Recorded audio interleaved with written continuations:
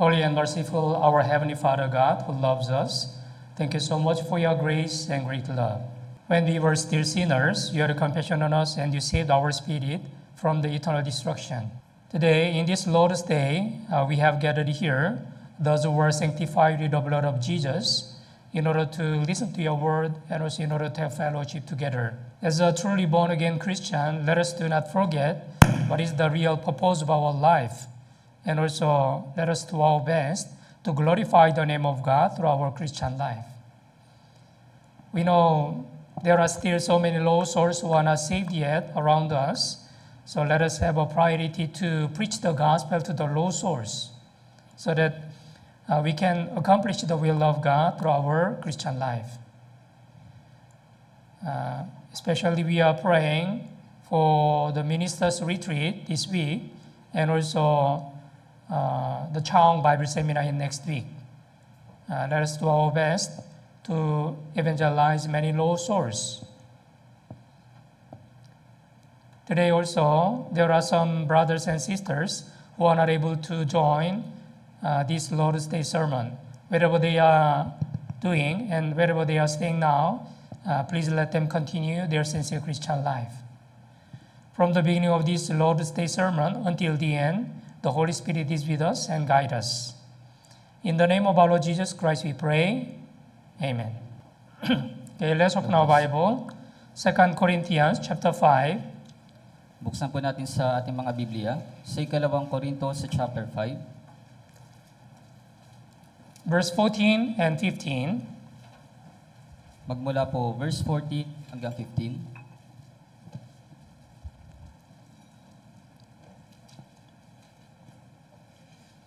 Second Corinthians chapter 5, verse 14, 15. Okay, basahin po natin ng sabay-sabay. 3, 2, 1. Ang pag-ibig ni Kristo ang humihimok sa amin, sapagkat kami ay lubos na naniniwala na ang isa ay namatay para sa lahat, kaya't ang lahat ay namatay. Siya ay namatay para sa lahat, upang ang mga nabubuhay ay huwag nang mabuhay pa para sa kanilang sarili, kundi para sa Kanya na alang-alang sa kanila ay namatay at muling nabuhay.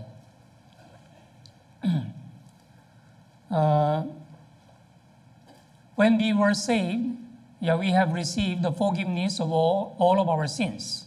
Kaya nung tayo po ay naligtas, natanggap po natin yung kapatawaran po ng lahat ng ating mga kasalanan.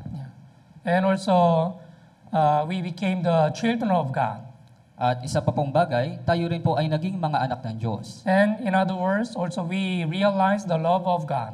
At sa madaling sabi, naunawaan din po natin yung pag-ibig po ng Diyos. Here, according to this 2 Corinthians chapter 5, verse 14, for the love of Christ compels us because we judge thus that if one died for all, then all died. Kaya dito po sa ikalawang Korinto sa chapter 5 sa verse 14, sinasabi po dito, ang pag-ibig ni Kristo ang humihimok sa amin, sapagkat kami ay lubos na naniniwala na ang isa ay namatay para sa lahat, kaya't ang lahat ay namatay. Since we realize the love of Christ, we are serving the Lord and also we are having a Christian life continuously. Kaya mula po nang maunawaan po natin yung pag-ibig po ni Kristo, tayo po ay naglilingkod sa Panginoon at tayo po ay nagkakaroon ng ating buhay Kristiyano. Truly born-again Christian, we know how much the love of Christ is great. Kaya yung mga tunay na born-again Christian, alam po natin kung gaano po kadakila yung pag-ibig po ng And Diyos. also we know how much our salvation is great. At nalalaman din po natin kung gaano po kadakila yung ating pong kaligtasan. Hebrews chapter 2 verse 3 says, how shall we escape if we neglect so great a salvation?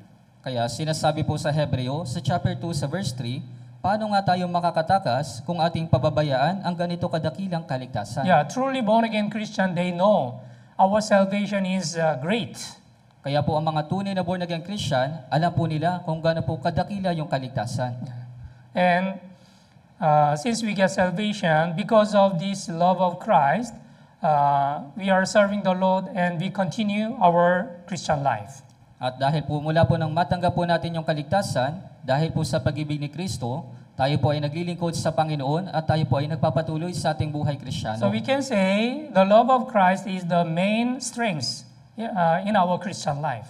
Kaya masasabi po natin na yung pag-ibig ni Kristo, ito po yung pangunahing kalakasan po ng ating buhay Kristiyano. For example, there is a factory operated by the electricity. There are big size of the machinery, motor, and a lot of the machines. Kaya halimbawa po sa isang factory, meron pong mga malalaking machine at malalaking mga motor po doon. Yeah, when the electricity is connected, the machine will operate. Kaya kapag meron pong kuryente na nakakabit, gumagana po yung machine doon. But what will happen if the electricity cut down or the brown out? Pero ano pong mangyayari kapag yung kuryente po ay nawala? In the case, the machine cannot operate. Kaya sa kaso po na yun, yung machine hindi po ito gagana. Yeah. The power is very important. Like this, the love of Christ is our main strength in our Christian life. Kaya po yung kapangyarihan, ito po ay napakahalaga. Kaya kagaya po nito, yung pag-ibig, ito po yung pangunahing kalakasan po ng ating buhay Kristiyano. Truly born-again Christian, they realize the love of Christ. That's why they continue to serve the Lord. Kaya yung mga tunay na born-again Christian, naunawaan po nila yung pag-ibig ni Kristo, kaya sila po ay naglilingkod sa Panginoon. But as a born-again Christian, if you don't have any mind to live for the Lord or to live for the God, you need to check your faith. Pero bilang isang born-again Christian, kung wala ka pong kaisipang para mabuhay para po sa Panginoon, kailangan mo pong suriin yung iyong pananampalataya. Yeah, when I got salvation, March 9, 1990, around 35 years ago, at that time, I realized the love of Christ. Kaya nung ako po ay naligtas noong March 9, 1990, 35 years na po yung lumilipas, nang panahon po na iyon, doon ko po naunawaan yung pag-ibig ni Kristo. Yeah, when I get the salvation, I really wanted to live for the Lord. That's why I made a resolution to follow the Lord.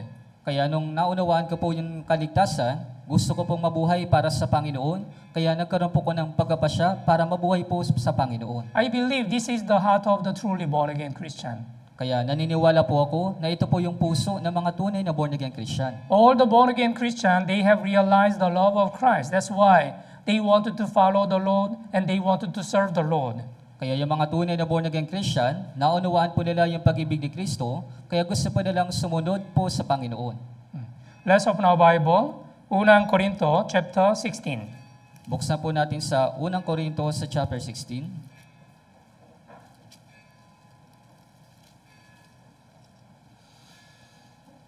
Unang Korinto, chapter 16, verse 22. Sa Unang Korinto, sa chapter 16, dito po sa verse 22. Verse 21 and 22. Verse 21 and 22. Okay, basahin po natin ng sabay-sabay. 3, 2, 1. Akong si Pablo ang sumusulat ng pagbating ito sa aking sariling kamay.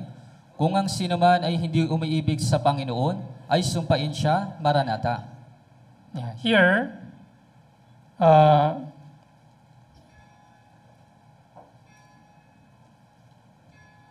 the salutation with my own hand, Paul, if anyone does not love the Lord Jesus Christ, let him be cursed. O Lord, come. Yeah, this is the final message to the Corinthian church, the brethren. Corinthians chapter 16. Kaya sa katunayan po, ito po yung huling mensahe po para po sa mga kapatiran dun po sa Korinto, dito po sa Unang Korinto chapter 16. Yeah, verse 20, all the churches greet you, they greet one another with a holy kiss. Yeah, this is the greeting. Kaya sinabi po dito na binabati kayo ng lahat ng mga kapatid, bagbataan kayo ng banal na halik. But what do you think? Verse 22, if anyone does not love the Lord Jesus Christ, let him be accursed. Pero ano po sa palagay po ninyo? Dito po sa verse 22, kung ang sinuman ay hindi umiibig sa Panginoon, ay sumpain siya. Yeah. It looks strange. Apostle Paul is greeting. But if anyone does not love the Lord, let him be cursed. Kaya mukha po itong kakaiba dahil si Apostol Pablo po siya po ay bumabati, pero sinasabi po dito, kung ang sinuman ay hindi umiibig sa Panginoon, ay sumpain siya. Yeah, in this world, only there are two kind of people. Number one, those who really get the salvation, truly born again Christian, Kaya dito po sa mundo, meron pong dalawang uri po ng tao. Una po, yung mga tunay po na born again Christian. and the other one, those who are not saved. At yung iba naman po, sila po yung mga hindi po ligtas. After this, there will be only the two places, right? Eternal heaven or eternal hell. Kaya pagkatapos po ng kamatayan, meron lamang pong dalawang lugar, yung walang hanggang langit at yung walang hanggang impyerno. What does it mean? Those who, if anyone does not love the Lord, this means they are not saved. Those who don't love Jesus, they are not saved. That's why, if they are not saved, they shall be cursed. They will go to the eternal hell. Kaya ano pong ibig sabihin nito? Kung ang sino man ay hindi umiibig sa Panginoon, sila po yung mga hindi po umiibig sa Panginoon, sila po yung mga hindi ligtas, kaya sila po ay pupunta doon po sa impyerno. Yeah. So only two options: those who really love the Lord, or those who does not love the Lord. Kaya meron lamang pong dalawang bagay yung pagpipilian doon po sa mga umiibig sa Panginoon at doon sa mga hindi umiibig sa Panginoon. Yeah, that's why does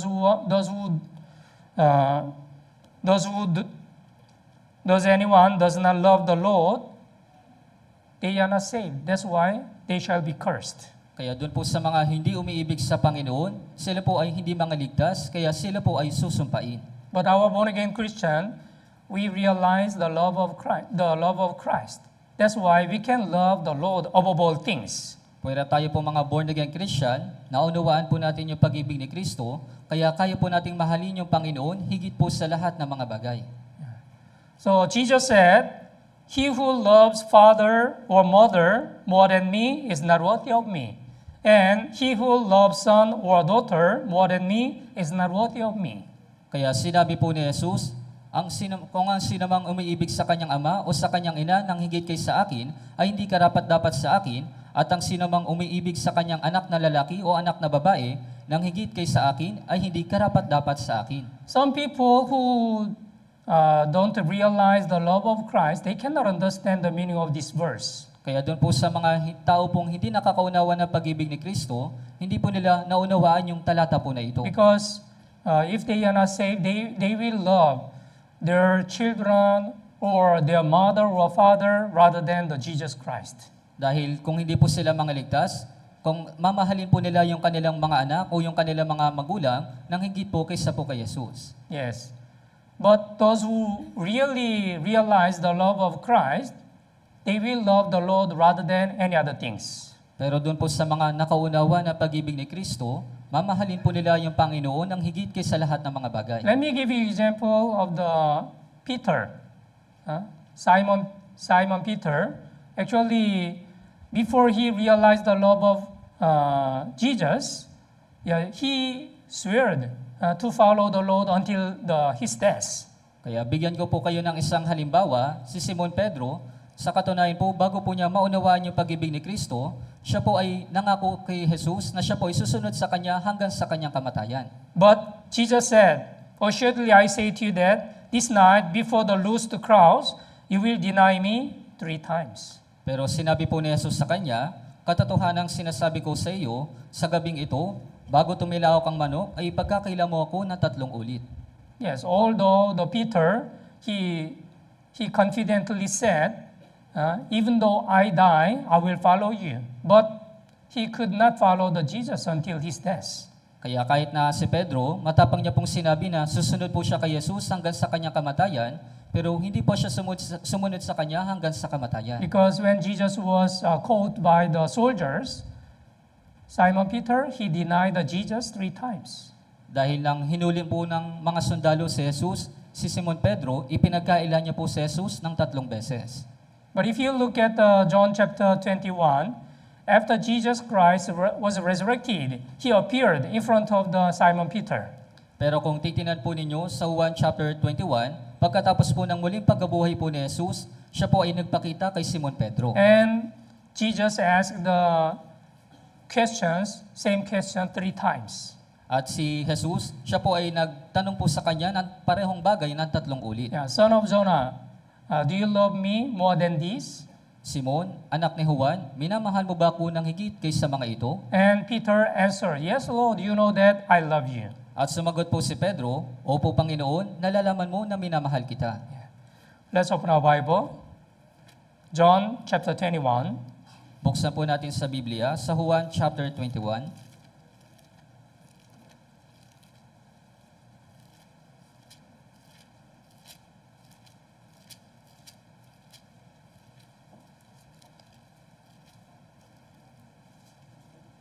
John chapter 21. Sa Juan po, sa chapter 21.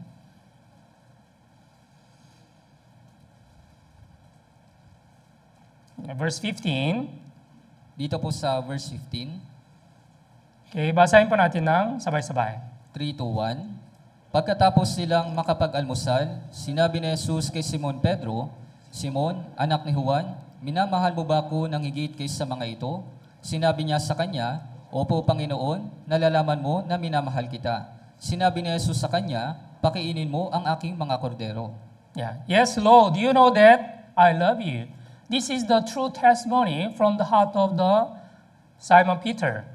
Opo, Panginoon, nalalaman mo na minamahal kita. Kaya ito po yung tunay na patotoo po ni Simon Pedro sa kanya pong puso. At the time, Jesus said to him, feed my lambs. At the time, when Peter, he really realized the love of Christ, he entrusted the important ministry to the Peter.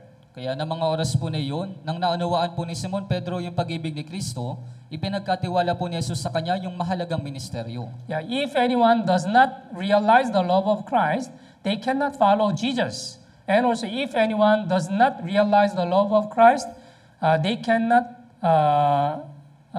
have the ministry for the Lord. Kaya doon po sa mga taong hindi po nakaunawa ng pag-ibig ni Kristo, hindi po sila makakasunod sa Panginoon at hindi po sila magkakaroon ng ministeryo para po sa Panginoon. Yeah, Peter, he denied Jesus 3 times. That's why Jesus also asked the same question 3 times.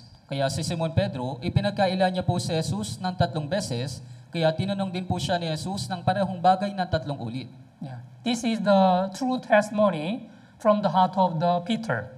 Kaya ito po yung tunay na patotoo po ni Simon Pedro sa kanya pong puso. Because he realized the love of Christ. Dahil naunawaan niya po yung pag-ibig ni Kristo. Yeah, because of his sin, Jesus Christ was crucified and shed all his precious blood to redeem all of his sins. Dahil sa kanyang kasalanan, si Jesus ay namatay doon po sa krus at dumana po yung kanyang dugo para po tubusin yung lahat ng kanyang kasalanan. Since Simon Peter realized the love of Christ, he was able to follow the Jesus until his death. Kaya mula po nung maunawaan po ni Simon Pedro yung pag-ibig ni Kristo, siya po ay sumunod sa kanya hanggang sa kanyang kamatayan. Yeah, many of the disciples, they were martyred. Yeah, since they realized the love of Christ. Opo, marami po mga martir, marami po mga tao, sila po ay naging martir mula po nung maunawaan po nila yung pag-ibig ni Kristo. We know the love of Christ is the main strength in our Christian life. Alam po natin na yung pag-ibig po ni Kristo, ito po yung pangunahing kalakasan po ng ating buhay. Yeah, 2 Corinthians chapter 5 verse 14, the love of Christ compels us. Kaya sa 2 Korinto sa chapter 5 sa verse 14, ang pag-ibig ni Kristo ang humihimok sa amin. Yeah, compels means, in other words, constrains us. Kaya ibig sabihin ng humihimok sa ibang kahulugan, ito po yung humihila po sa atin. Last week, from last Monday until last Thursday, I had a chance to visit the Central Luzon churches. Kaya nung nakaraang linggo po, magmula po Lunes hanggang Huwebes, nagkaroon po ko ng pagkakataon para po mabisita yung mga churches po doon po sa Central Luzon. Yeah, with other senior pastors and 3 deacons from the Korea. Kaya kasama ko po yung ibang mga senior pastors at yung mga 3 deacon po doon po sa Korea. Yeah, through this visitation, we were able to understand each church's situation. Kaya sa pamagitan po ng mga visitation po na ito, naunawaan po namin yung mga sitwasyon po ng bawat churches. Yeah, some churches is small, but they are serving the Lord in the difficult situation. Kaya yung ilan po mga churches, sila po ay maliliit lamang, pero sila po ay naglilingkod sa Panginoon sa kabila po ng kahirapan. And also we had a chance to listen to the testimony of the brothers and sisters. At nagkaroon din po kami ng pagkakataon para po mapakinggan po yung mga patotoo ng mga brothers and sisters. Yes, we realize the same love of Christ. Opo, naunawaan po natin yung parehong pag-ibig po ni Kristo. Yeah, although they are having a Christian life in different places, but we are the one body of Christ. Kahit na sila po ay nagkakaroon ng kanilang buhay Kristiyano sa ibang mga lugar, pero tayo po ay iisang katawan kay Kristo. So, as a born-again Christian, we should not forget how much the love of Christ is great. Kaya bilang isang born-again Christian, hindi po dapat natin kalimutan kung gaano po kadakila yung pag-ibig po ni Kristo. John chapter 15, Sa Juan, chapter 15,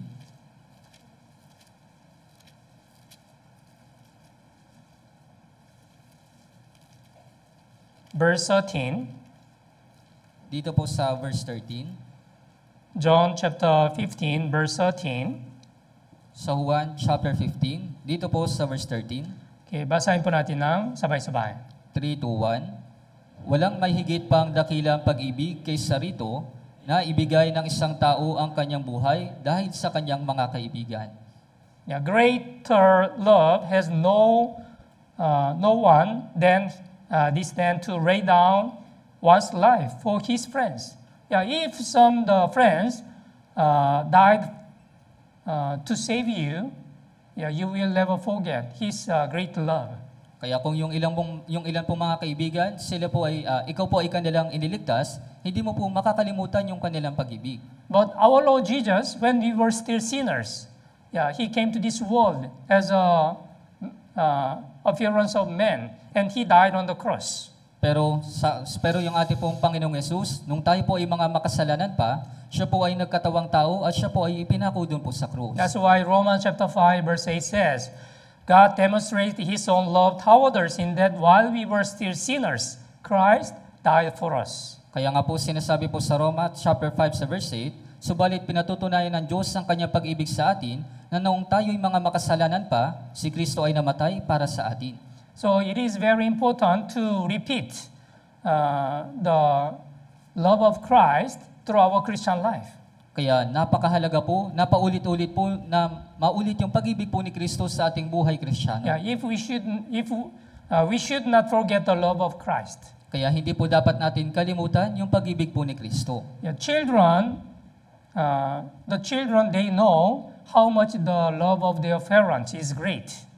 Yung mga anak, alam po nila kung gaano po kadakila yung pag-ibig po ng kanilang mga magulang. And they will never forget the love of their parents. At hindi po nila makakalimutan yung pagmamahal po ng kanilang magulang. Our born-again Christian is also same. We will never forget the love of Christ. Parehas din naman po sa ating mga born-again Christian, hindi po natin makakalimutan yung pag-ibig po ni Kristo. Unang Juan, chapter 4. Sa unang Juan, sa chapter 4,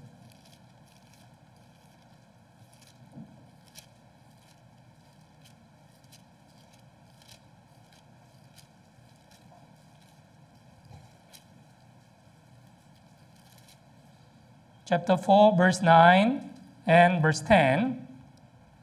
sa chapter 4 po, dito po sa verse 9 hanggang verse 10. Okay, basahin po natin ng sabay-sabay. 3, 2, 1. Dito nahayag ang pag-ibig ng Diyos sa atin, sapagkat sinugo ng Diyos ang kanyang bugtong na anak sa sanlibutan upang tayo'y mabuhay sa pamamagitan niya. Narito ang pag-ibig, hindi sa tayo'y umibig sa Diyos, kundi siya ang umibig sa atin at sinugo ang kanyang anak na pantubos sa ating mga kasalanan.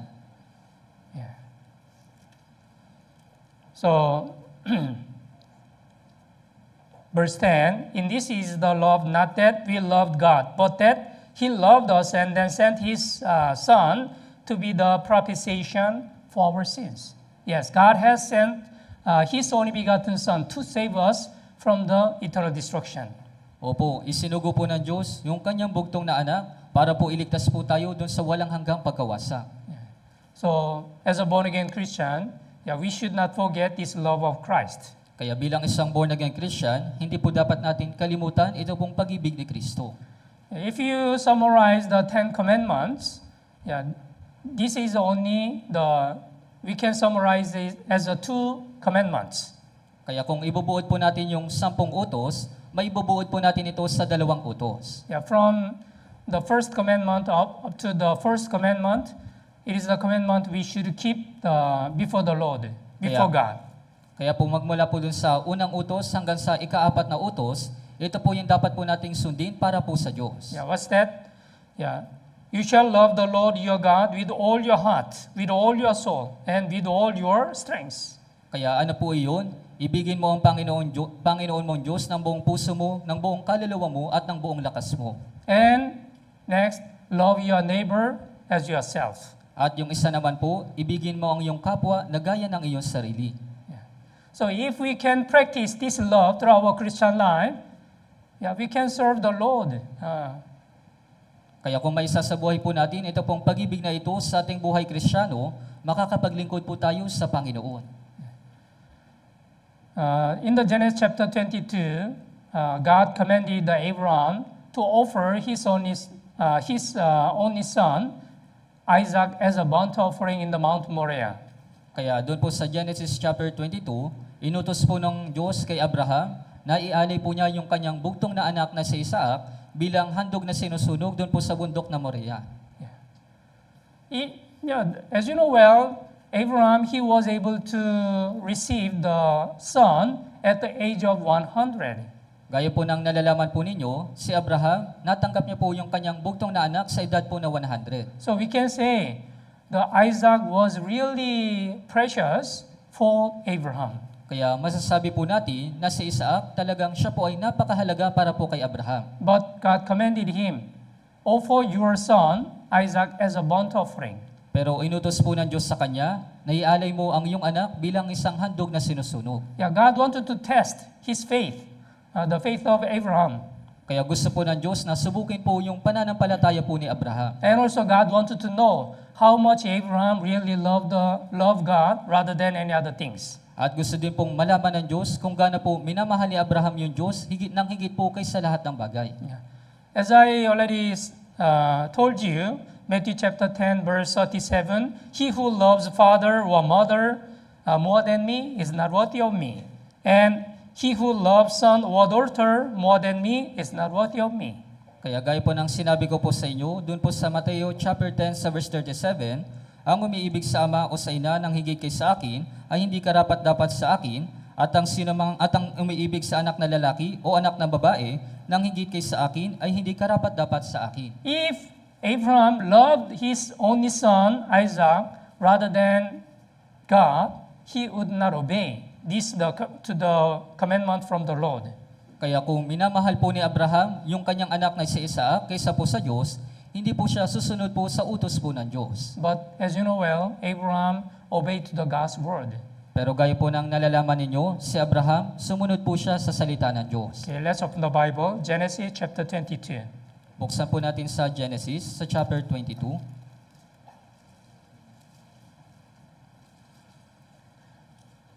Verse 12. Dito po sa verse 12. Genesis chapter 22, verse 12. Genesis chapter 22, dito po sa verse 12. Okay, basahin po natin ng sabay-sabay. 3, 2, 1. At sa kanya ay sinabi, huwag mong sasaktan ang bata, o gawan man siya ng anuman, sapagkat ngayon ay nalalaman ko na ikaw ay may takot sa Diyos, at hindi mo ipinagkait sa akin ang iyong anak, ang iyong kaisa-isang anak. I know that you fear God, since you have not withhold your son, your only son, from me. Even his only son, Isaac, according to God's word, he was trying to offer to God according to God's word. Kaya maging yung kanya pong bugtong na anak, ayon po sa salita po ng Diyos, iniaalay niyo po yung kanyang kaisa-isang anak ayon po sa salita ng Diyos. Yes. Nowadays, it is also same. Our born-again Christian, our brothers and sisters, if we love the Lord rather than any other things, we will have a priority to serve the Lord.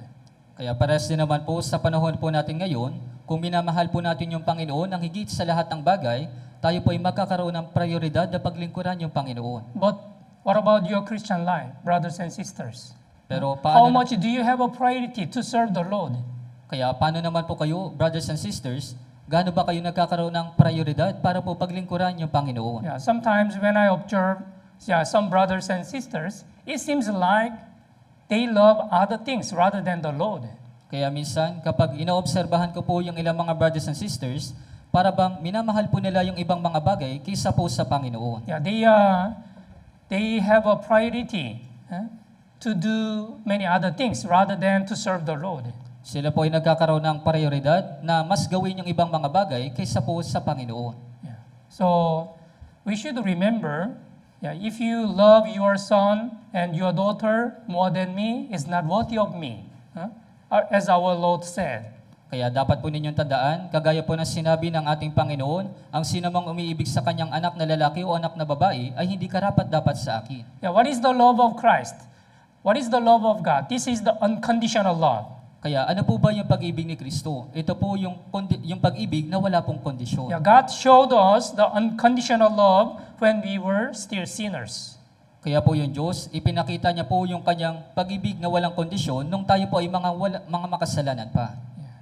So we should not forget this love of God. Kaya hindi po dapat natin kalimutan ito pong pag-ibig po ng Diyos. Deuteronomy chapter 33. Dito po sa Deuteronomio, sa chapter 33.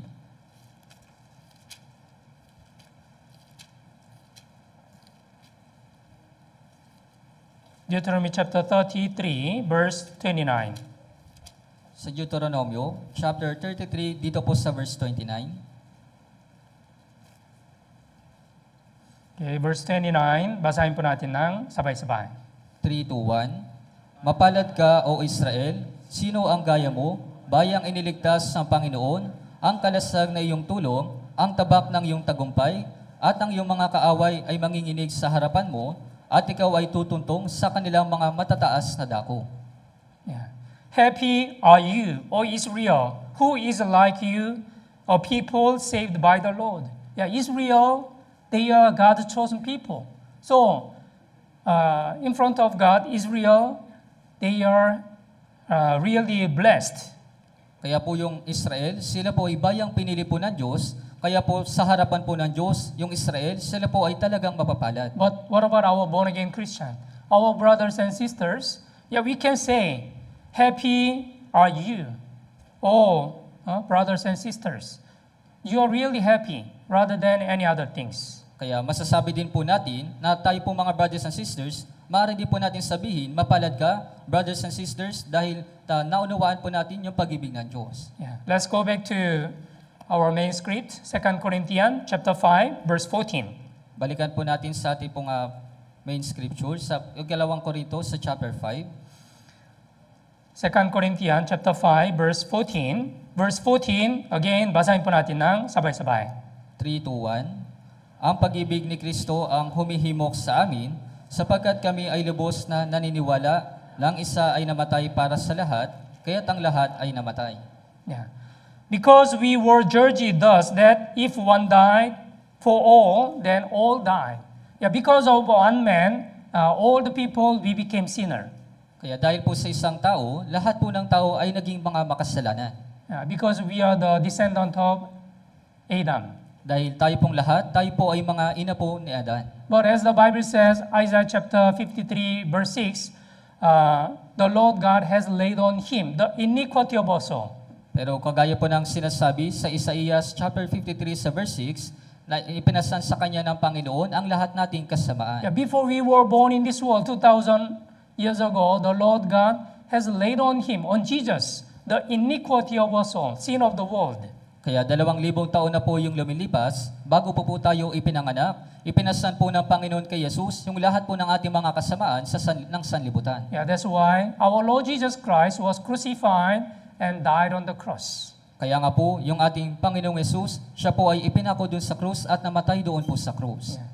Yeah. We can say, Adam is the representative of the sinners. Kaya masasabi po natin na si Adan, siya po ay kumakatawan sa mga makasalanan. And Jesus is the representative of the righteous. At si Jesus, siya naman po yung kumakatawan sa mga matuwid. Yeah. Romans chapter 5, Sa mga taga-Roma, sa chapter 5,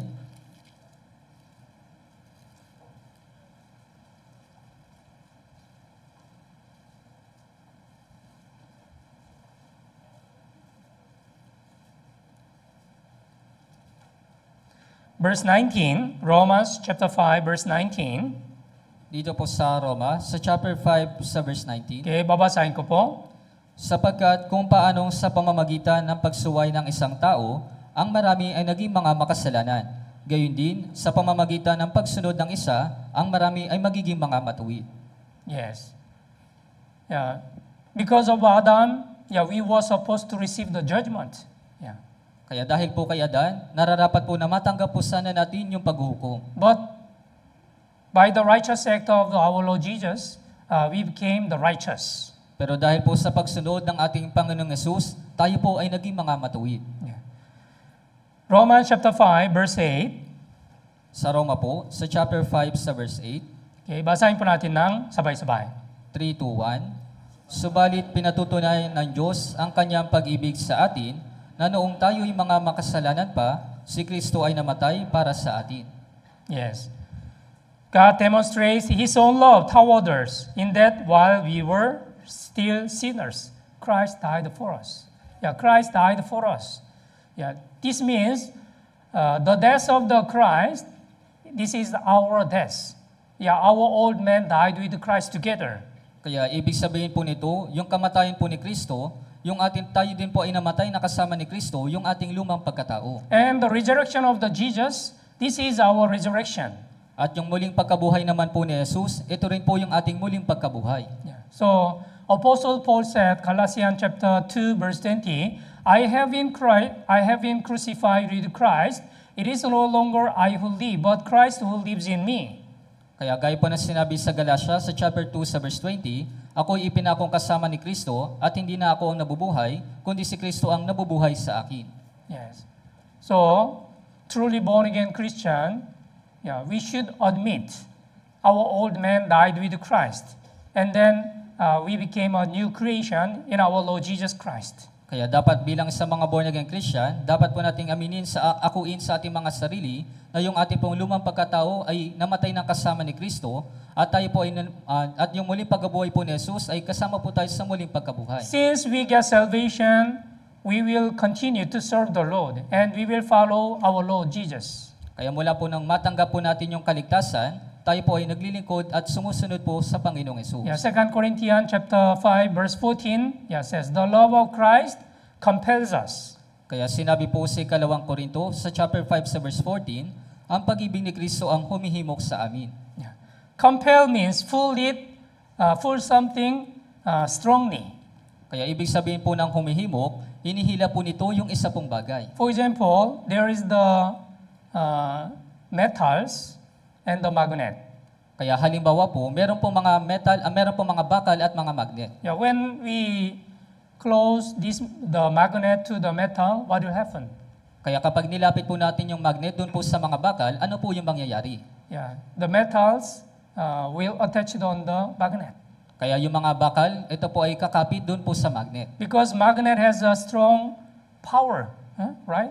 To pull some steels and metals. Dahil yung magnet po, meron po itong malakas sa kapangyarihan para po hilain po yung mga bakal po ng mga bagay.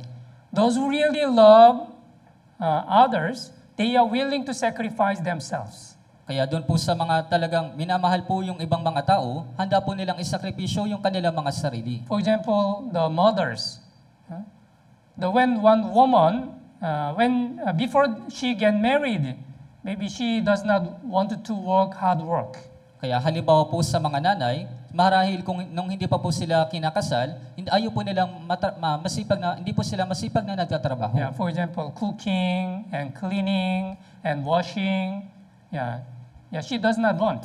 Kaya halimbawa po sa pagluluto, sa paglilinis, ayaw po nila ito.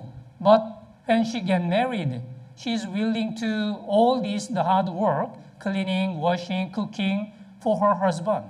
Pero nung siya po ay nakikasal na, ginagawa niya na po yung pagluluto, yung paglilinis para po sa kanyang asawa. Why?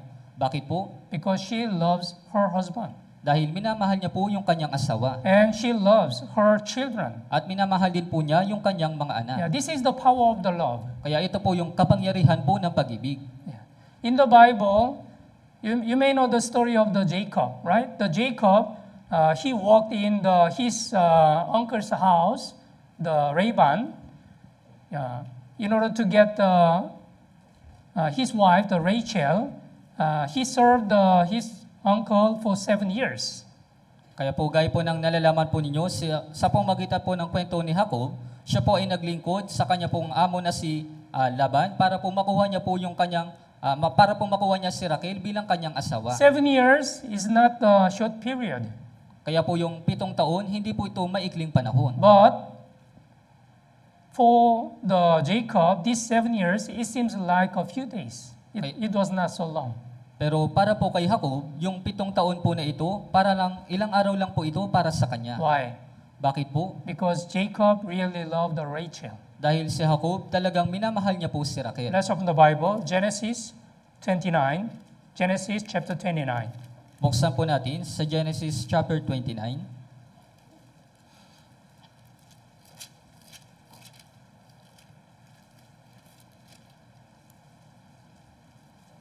Verse 20, Dito po sa verse 20.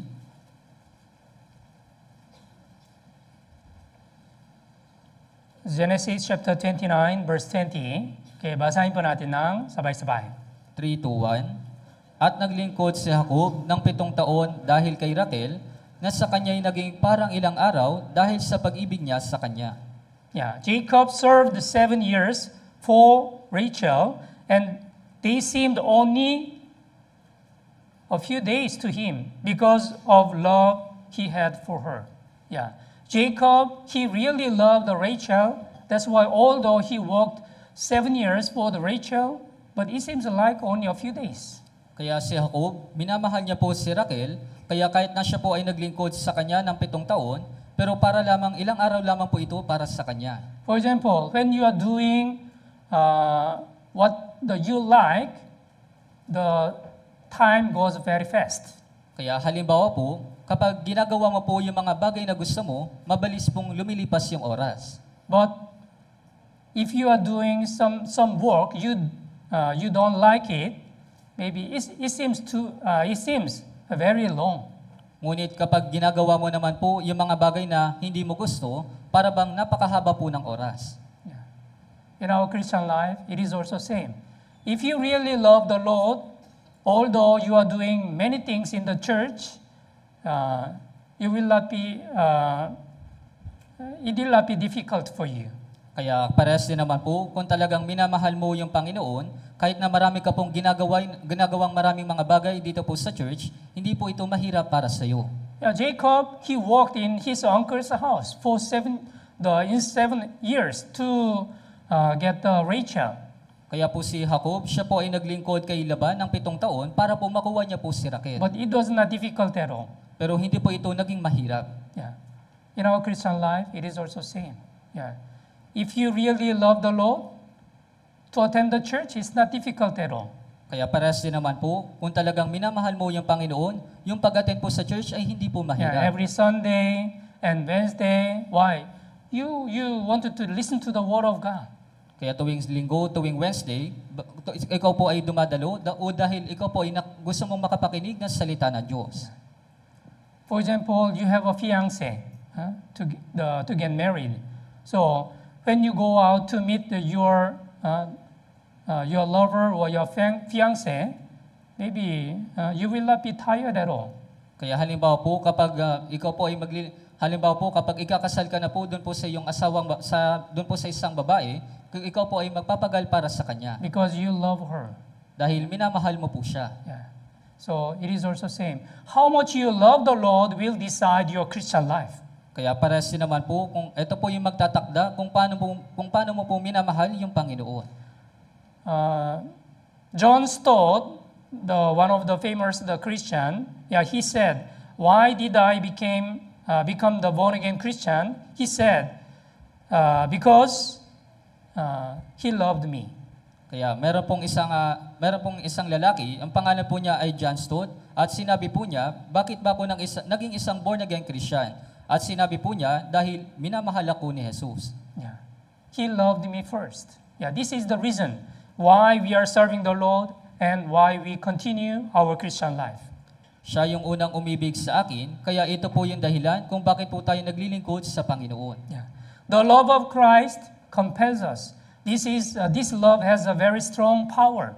Ang pag-ibig ni Kristo ang humihimok sa amin, kaya ito pong pag-ibig ay meron po itong malakas na kapangyarihan. Let's open our Bible. Song of Songs, Buksan po natin sa awit na mga awit.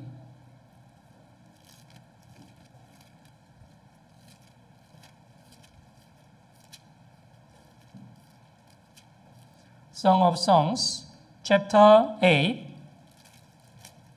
Sa awit na mga awit sa chapter 8, verse 6 and verse 7. dito po sa verse 6 hanggang 7.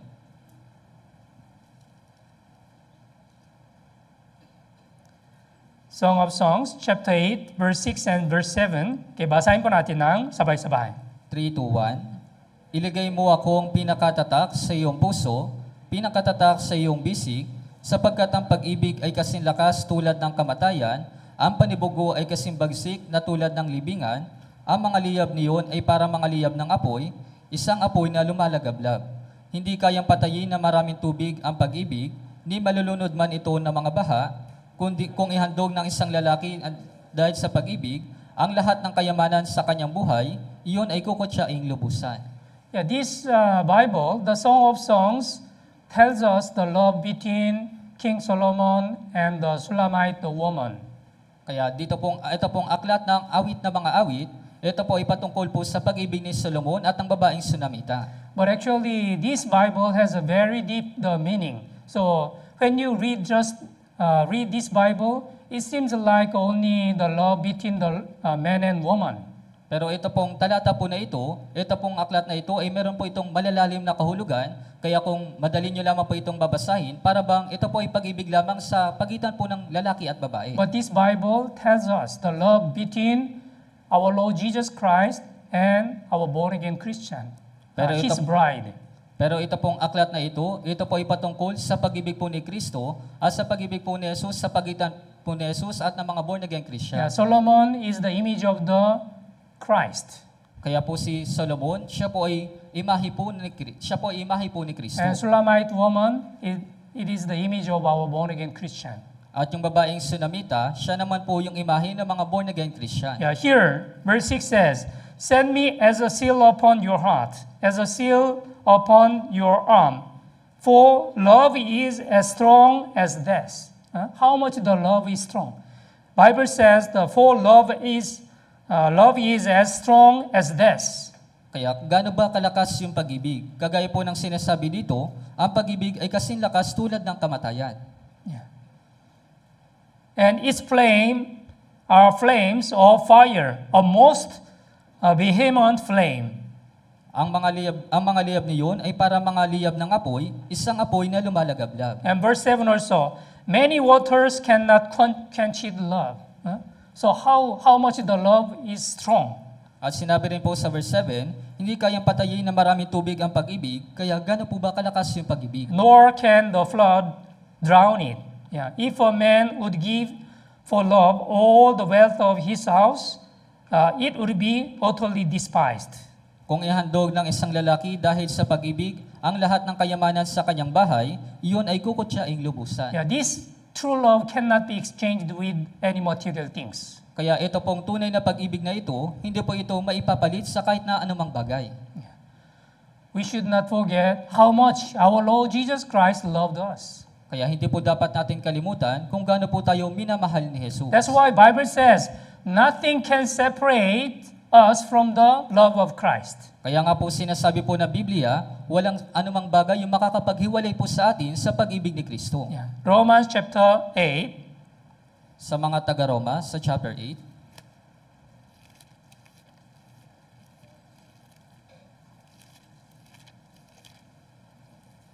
Romans chapter 8, verse 35. sa Roma, chapter 8, dito po sa verse 35, Verse 35. Okay, verse 35. Basahin po natin ng sabay-sabay. 3, 2, 1. Sino ang makapaghihiwalay sa atin sa pag-ibig ni Kristo?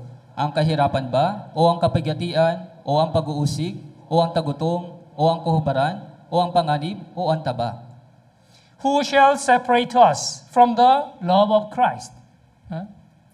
We know, our born-again Christian, we have realized the love of Christ. And then, this love has a strong power. Yeah, the love of Christ compels us. Kaya alam po natin na nung naunawaan po natin yung pag-ibig ni Kristo, meron po itong malakas na kapangyarihan sa atin. Yeah, nothing can separate us from the love of Christ. Kaya wala pong bagay yung makapaghihiwalay po sa atin sa pag-ibig po ni Kristo.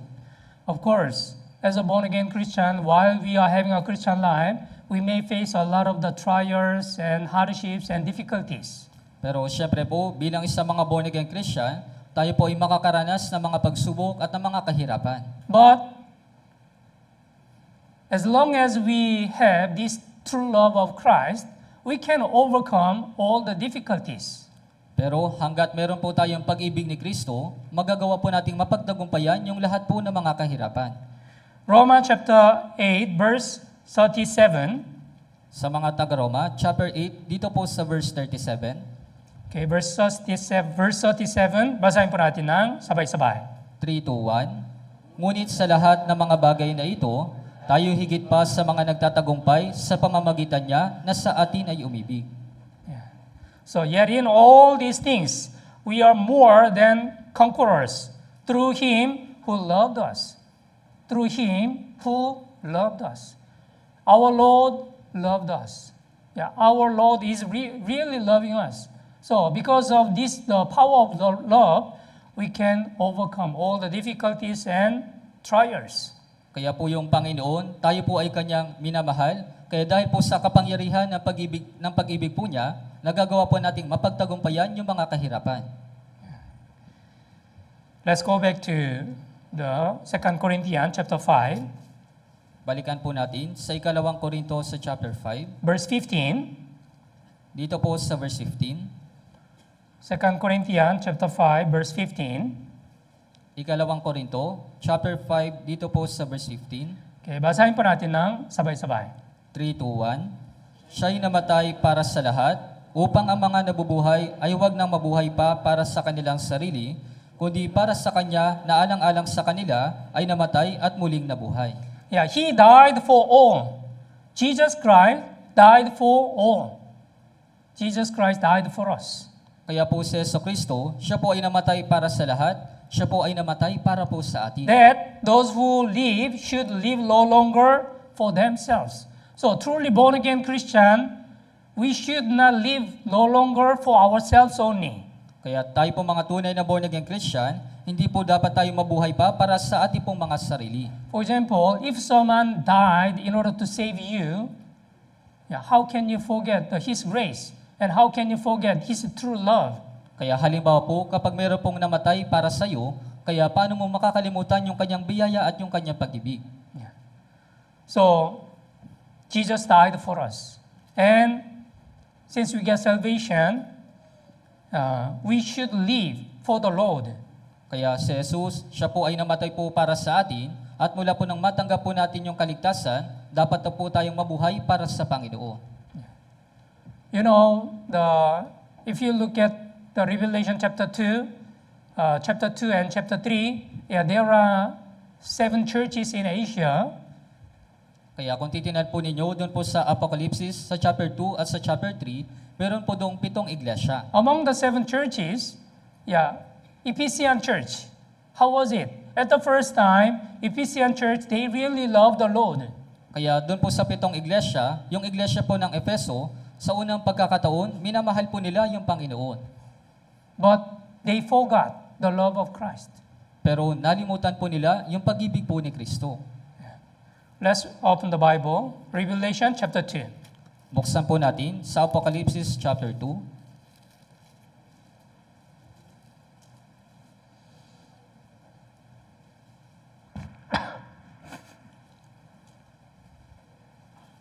Verse 4 and 5. Dito po sa verse 4 hanggang 5. Revelation, Apocalypse, chapter 2, verse 4, verse 5. Basahin po natin ng sabay-sabay.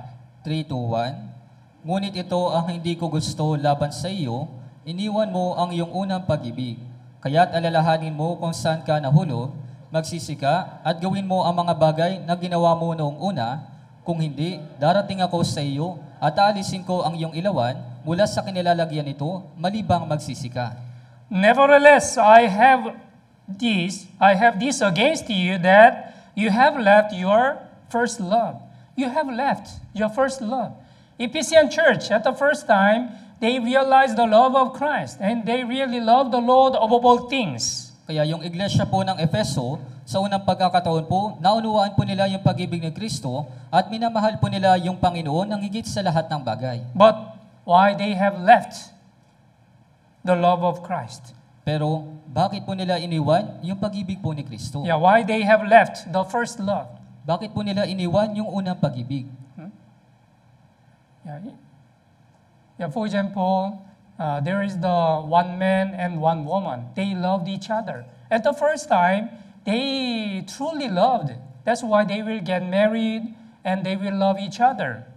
Kaya halimbawa po, yung isang lalaki at yung isang babae, sa unang pagkakataon, minamahal po nila yung isa't isa, at mula po nung sila po ay ikasal, talagang minamahal po nila yung isa't isa. But while they are living together, their love became cold. Pero habang sila po ay nabubuhay na magkasama, yung kanila pong pag-ibig ay nanlalamig. Yeah, why? Because they love other things. Bakit po? Dahil minamahal po nila yung ibang mga bagay. Ephesian church also, I think it's the same. At the first time, they really loved the Lord. But as time goes on, they forgot the love of Christ, and then they loved other things. Kaya para sa tingin ko po, parehas din naman po sa iglesia ng Efeso, sa unang pagkakataon, minamahal po nila yung Panginoon ng higit sa lahat ng bagay, pero habang lumilipas po yung panahon, nakalimutan po nila yung pag-ibig ni Kristo. 1 John chapter 2 verse 15 says, "Do not love the world or the things. If you love the world or the things, the love of Father is not in you." Kaya sa unang Juan, chapter 2 sa verse 15, sinasabi po dito na huwag ninyong ibigin ang sanlibutan, kaya dahil lang sino mang umiibig sa sanlibutan, ang pag-ibig ng Ama ay wala sa Kanya. Why the many brothers and sisters, they do not continue their sincere Christian life since they get salvation? Kaya bakit ba yung ilang mga brothers and sisters, hindi po sila nagpapatuloy sa kanilang buhay Kristiyano mula po nung matanggap po nila yung kaligtasan? Because they love many other things, the worldly things. Dahil minamahal po nila yung ibang mga bagay, yung mga makasanibutang mga bagay. Yeah. So if you love other things, the love of God will become cold. Kaya kapag minamahal mo po yung ibang mga bagay, yung pag-ibig po ng Diyos, ito po ay manlalamig. And your Christian life also will lose the power more and more. At yung buhay Kristiyano mo rin, yung kapangyarihan po nito ay paunti-unti pong manglalaho. 1 Timothy chapter 5, unang Timoteo chapter 5. Sa unang Timoteo, sa chapter 5,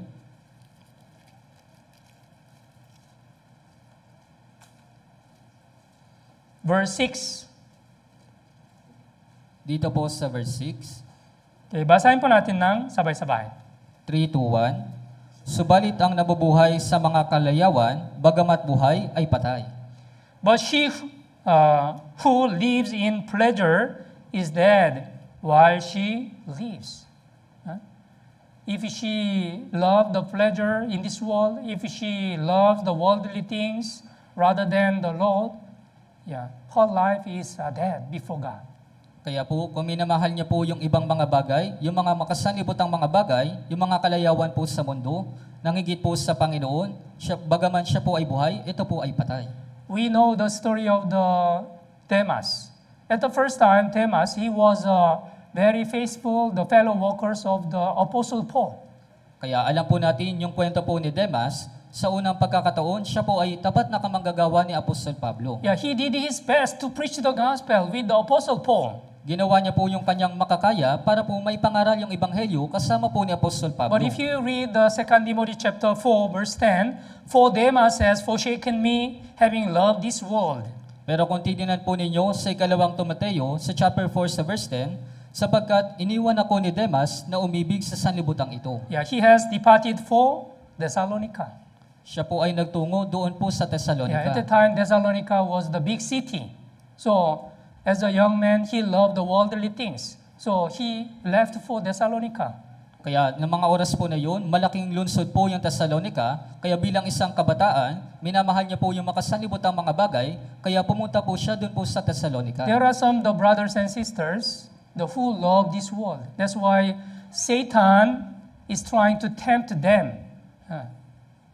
Kaya marami po mga kapatiran na minamahal po nila yung makasanibutang mga bagay, kaya si Satanas, sinusubukan niya na sila po ay tuksohin. Yeah, it seems like some the attractive something, the material things and the physical things in their eyes. Kaya para bang mga nakakaakit po na mga bagay na para po sa kanila, ito po ay nakakaakit. Yeah, that's why they leave the church. Kaya nga po sila po ay umaalis po sa church. Yeah.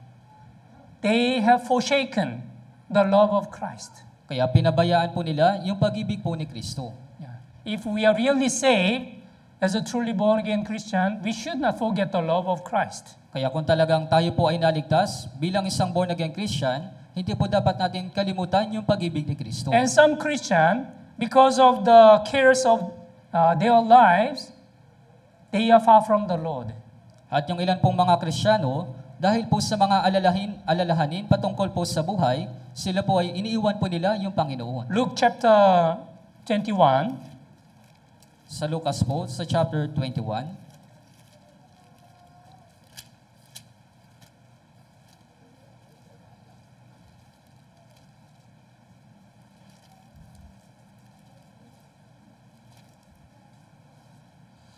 verse 34. dito po sa verse 34, Yeah, Luke chapter 21, verse 34. sa Lucas chapter 21, dito po sa verse 34, Basahin po natin ng sabay-sabay. 3 to 1, subalit mag-ingat kayo sa inyong sarili, baka magumon ang inyong mga puso sa katakawan at kalasingan at sa mga alalahanin ukol sa buhay na ito, at biglang dumating ang araw na iyon na parang bitag. Yeah, take heed to yourselves, lest your heart be weighed down with carousing, drunkenness, and the cares of this life. Yeah, cares of this life. What is this?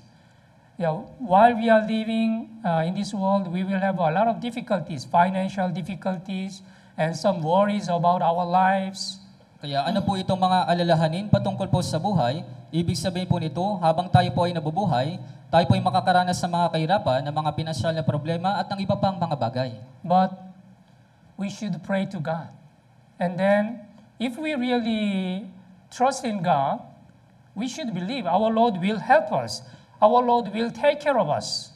Kaya dapat po tayong manalangin sa Diyos. Kung talagang tayo po ay nagtitiwala sa Diyos, yung Diyos po yung tutulong at mag-aalaga po sa atin. If you really love for the Lord will take care of you. Kaya kung talagang minamahal mo yung Panginoon yung mag-iingat sa iyo. Okay, so our born-again Christian, we should not forget why our Lord saved us. Kaya tayo po mga born-again Christian, hindi po dapat nating kalimutan kung bakit po tayo iniligtas ng Panginoon. Those who live should live no longer for themselves, for Him who died for them and rose again. Yeah, since we get salvation, we should live for the Lord, not for ourselves. Kaya mula po nang matanggap po natin yung kaligtasan, dapat po tayong mabuhay po para po sa Panginoon, hindi po para sa ating mga sarili. Okay, let's go back to 2 Corinthians chapter 5, verse 14, 15. Balikan po natin sa 2 Korinto sa chapter 5, magmula po verse 14 hanggang 15. Okay. Finally, basahin po natin ulit. Sabay-sabay.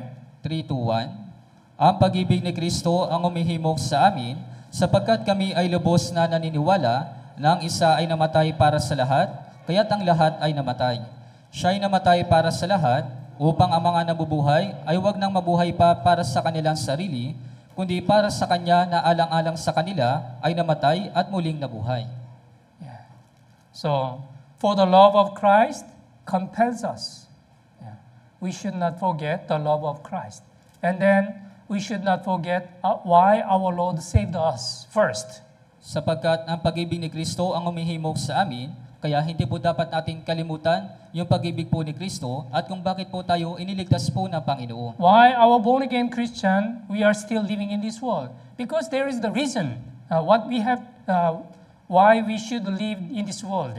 Kaya bakit ba tayo nabubuhay pa? Tayo po mga born-again Christian dito po sa mundo dahil meron pong mahalagang dahilan kung bakit pa tayo nabubuhay dito po sa mundo. And there is an important purpose to accomplish the will of God through our Christian life. At mayroon pa pong mahalagang layunin na dapat po nating makamit para po sa ating buhay Kristiyano. Yeah, as the Bible says, 1 Corinthians chapter 6, verse 19 and 20, you are both at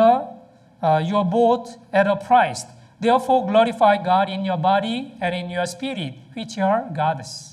Kaya sinabi po sa unang Korinto sa chapter 6 sa verse 19 hanggang 20, dahil kayo ibinili sa isang halaga, kaya't luwalhatiin ninyo ng inyong katawan ang Diyos. Yeah, our body and our spirit were bought through the blood of Jesus. Kaya yung ating pong katawan at yung ating pong espiritu, ito po ay ibinili ng halaga sa dugo po ni Jesus. That's why we should live for the glory of God. Kaya nga po, dapat po tayong mabuhay para po sa kaluwalhatian ng Diyos. Okay, so today, according to this 2 Corinthians chapter 5, verse 14 and 15, we receive the important lessons. Kaya ngayon po sa ikalawang Korinto sa chapter 5 sa verse 14, nakatanggap po tayo ng mahalagang mga aral. Yeah, please bear in mind, the love of Christ compels us. Kaya pakiusap, itatak niyo po ito sa inyong mga isipan, ang pag-ibig ni Kristo ang humihimok sa amin. Okay, let's all pray. Tayo pong lahat ay manalangin. Holy and merciful, our Heavenly Father God, thank you for giving us this precious opportunity to listen to your word. Banal at mahabagin naming Amang Diyos, maraming salamat po sa pagkakataon na binigyan niyo po sa amin upang makapakinig po ng iyong salita. As we learned according to the 2 Corinthians chapter 5, verse 14-15, the love of Christ compels us. At gaya po ng aming natutunan sa ikalawang Korinto sa chapter 5 sa verse 14 hanggang 15, ang pag-ibig ni Kristo ang humihimok sa amin. And we know our Lord saved us first in order to accomplish the will of God through our Christian life. Alam po namin, nauna po kaming iniligtas ng Diyos upang maisakatuparan po yung kalooban ng Diyos sa pamamagitan po ng aming buhay Kristiyano. We are praying for incoming the ministers' retreat this week and also Chaong Bible Seminar in next week. Dinadalangin po namin yung paparating po na Ministers Retreat sa darating na linggo pong ito at dinadalangin din po namin yung paparating po na Chaong Bible Seminar sa susunod po na linggo. As the Bible says, whether you eat or drink or whatever you do all these things for the glory of God. At gaya po ng sinasabi ng Biblia, kaya kung kayo man ay kumakain o umiinom o naman ang inyong ginagawa, gawin ninyo ang lahat sa ikaluluwalhati ng Diyos. Let us do our best to glorify the name of God through our Christian life. Gawin nawa po namin yung aming makakaya na maluwalhati po yung Diyos sa pamamagitan po ng aming buhay Kristiyano. For the rest of the fellowship today, please be with us and guide us. Para po sa natitira po naming fellowship sa araw na ito, pakiusap, samahan at gabayan po ninyo kami. In the name of our Lord Jesus Christ, we pray. Ito po yung aming dinadalangin sa pangalan po ng Panginoong Jesucristo. Amen. Amen.